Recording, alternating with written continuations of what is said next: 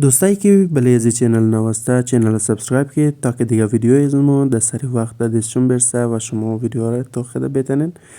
دوستا امروز که مجوانه رو منگرنیم که در مختلف یونیورسیتیز دست خوانده کامیاب میشه و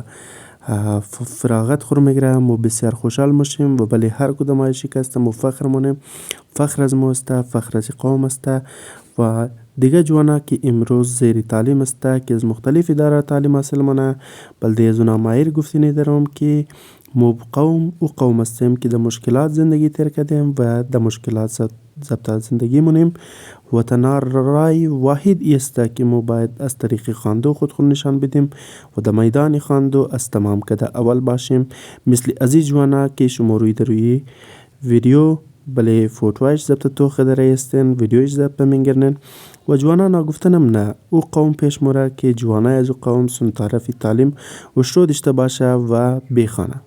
بعض از شاگردات امروز که است مگه مو شوق خواندو را نداریم، لیکن اگر مو تو خنیم امروز مو از شوق گو کار را نمیتونیم چون مو مجبور هستیم و واحد را که پیش از مو است او رای خواندو است که مو میتونیم از این طریق پیش بریم.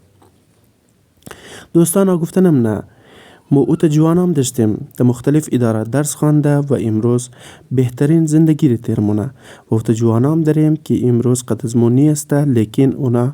در تعلیم اداره درس خوانده شهید شده و امروز در بین از مو نیه. اگر شما امروز در تعلیم اداره درس میخوانین تنها مقصد شما نیست مقاصدی او از او شهیدارم تو خدا پیش برین و درسای خود کوشش کن که در جای برسین و انشالله امید منم که قوم از مو از این روز برشونه.